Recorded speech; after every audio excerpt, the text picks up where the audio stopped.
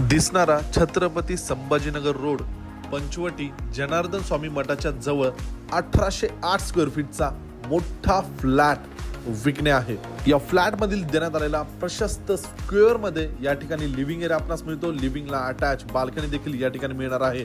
या प्रोजेक्ट मध्ये 50+ अमेनिटीज आपणास मिळणार आहे।